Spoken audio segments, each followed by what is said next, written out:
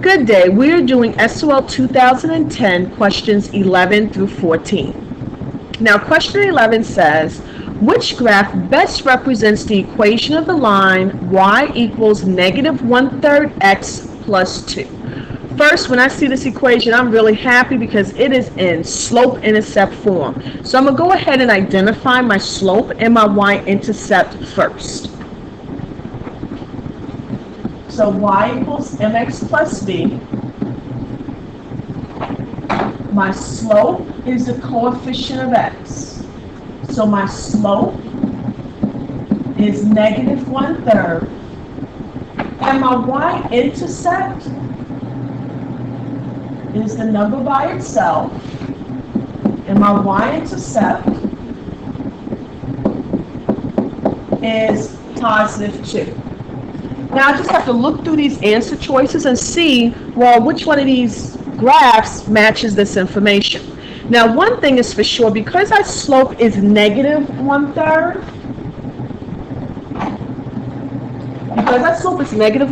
one thing I do know is that this line should be going down. And the reason it should be going down is that negative slopes go down. So I know my answer is not choice A.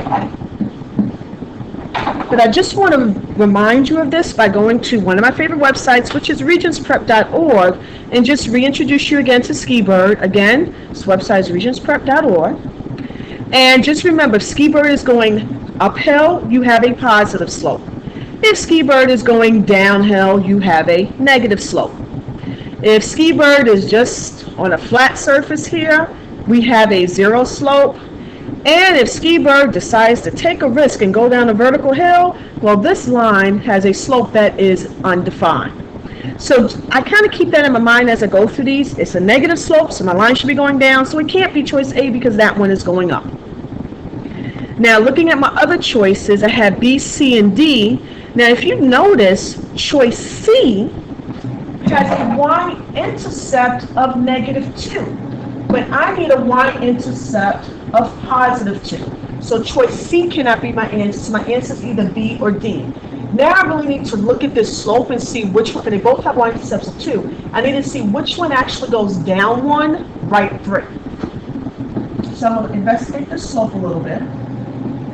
So my slope is down 1, right 3. So I'm going to start at my y-intercept and go down 1, right 3. Down 1, right 3 would actually put me right here, and that is not on the line. All right, so my answer is not choice B, but let's check choice D. Let's just make sure here. So I'm starting again at my y-intercept, which is positive 2. If I go down 1 and right 3, look there, I end up on the line. Down 1, right 3, I'm on the line. So my answer for this one is choice D. Now, what you can do just to double check is go ahead and put the equation into the graphing calculator. Put your equation in, negative 1/3 x plus 2. Go ahead and hit graph, and then just make sure that the graph that you're given matches that answer choice which you chose. Now, moving on to question 12. Question 12, I'll give you a chance to read it. Now, if you notice, what you are given here in words basically just matches this equation that they give you, which is p is equal to 5x minus 1,200. And they're simply asking us, what is the slope of the line? Now, this is in slope-intercept form. Y equals mx plus b. So our slope is the coefficient of x. So our slope here is 5, and our answer is choice J. Now, for number 13, they're asking here for the solution. There are several different methods you can choose for this one. Because I'm equal to 0, I'm going to go ahead and put this into the graphing calculator and see where this parabola crosses the x-axis. Just remember, when we have parabolas, when we have quadratic equations, your solution is going to be wherever that parabola crosses the x-axis. The x-intercepts all your solution. And that's another way they could have asked this question as well. They could have said, which of the following is an x-intercept for this particular function? So I'm going to go ahead and type this into the calculator under y equals. So we'll type in a 2x squared plus 2x minus 12. And we're going to go ahead and hit graph.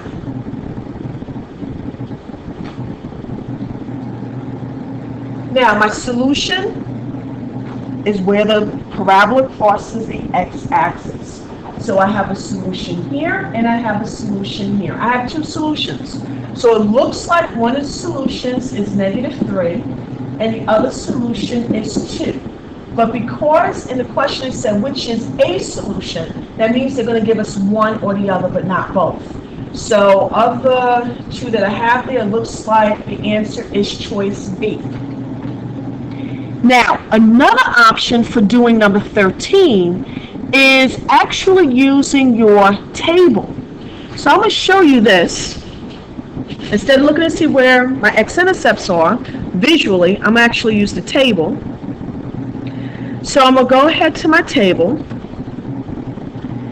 and I am going to set up my table. Sorry, to get the table set up, you push second table set, and table set is under window.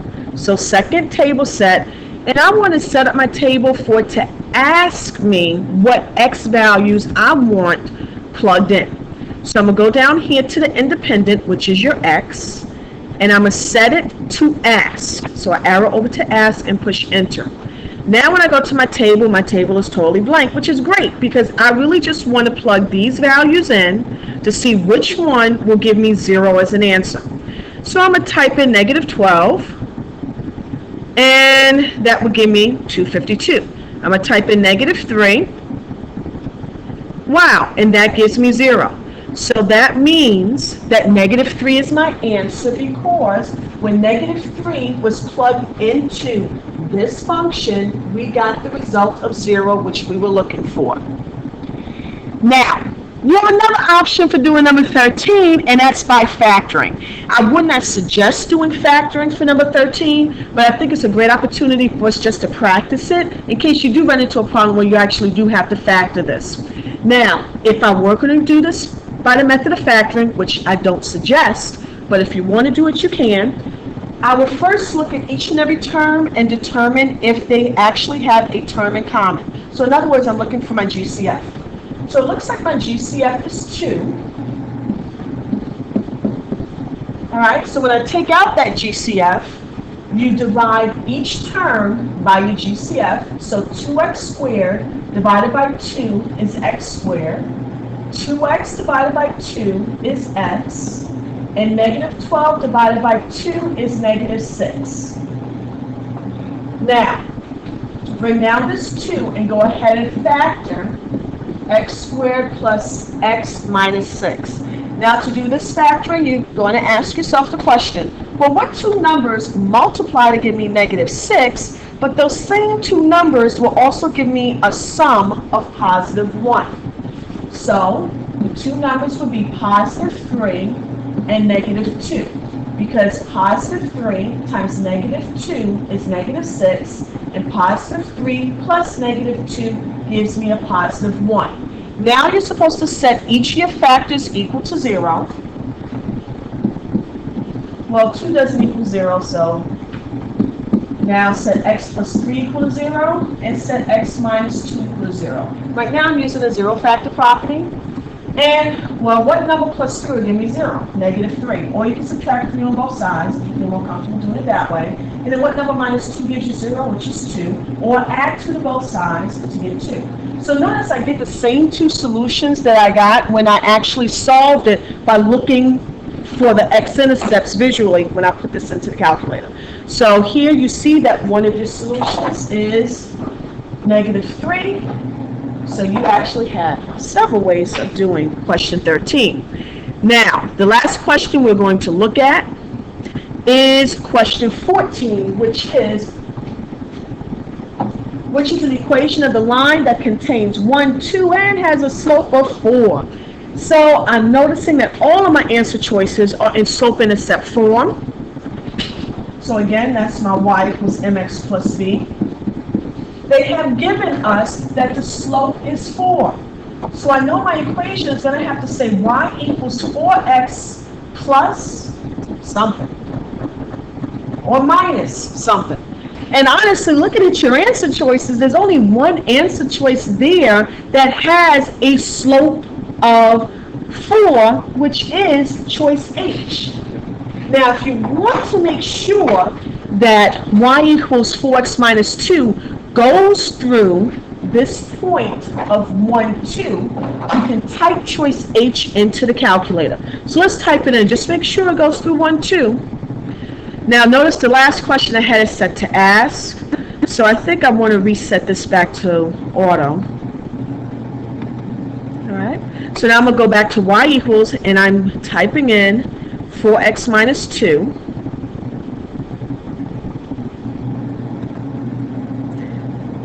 Now I'm going to the table.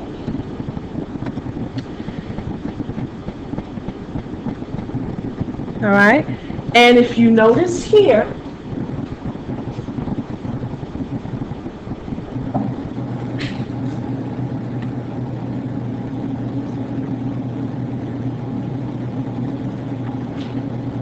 I am so sorry. I don't know what happened there. Okay.